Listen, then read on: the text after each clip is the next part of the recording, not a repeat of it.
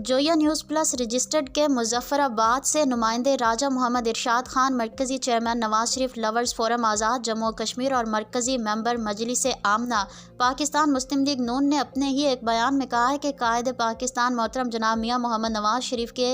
Even field में बरीबरीत पर बिलअमूम पूरी कौम और बिलखसूस पाकिस्तान मुस्लिम लीग के वो कारकुनान जो मुश्किल वक्त में कायद मोहतरम के साथ सीसा पिलाई दीवार की तरह खड़े रहे और कायद मोहतरम का जवाब मर्दी से साथ दिया, वो सभी मुबारकबाद के मुस्तहिक हैं। कायद मोहतरम के ख़िलाफ़ तमाम अदालती फ़ैसले बदनीयती, बुग़्ज़, मफरूज़ों और ख्वाहिशात पर मबनी थे और आज एक वो सब फ़ैसले रेत की दीवार साबित हो रहे हैं क्योंकि उनमें कोई सदाकत ना थी। कायद पाकिस्तान मियां मोहम्मद नवाज शरीफ का रब्बुल इज़्ज़त की ज़ात पर गैर मुतज़लज़ल ईमान का ये वाज़िह सबूत है कि जब जज साहब सज़ा सुना रहे थे तो कायद ने फरमाया था कि मैं अपना फ़ैसला अल्लाह ताला के बाबरकत ज़ात पर छोड़ता हूँ। राजा मोहम्मद इरशाद खान ने मज़ीद कहा कि अल्लाह के फ़ज़ल व करम से पाकिस्तान फिर से तरक्की खुशहाली की तरफ गामज़न होगा और पाकिस्तान दुनिया में बाइज़्ज़त मकाम हासिल करेगा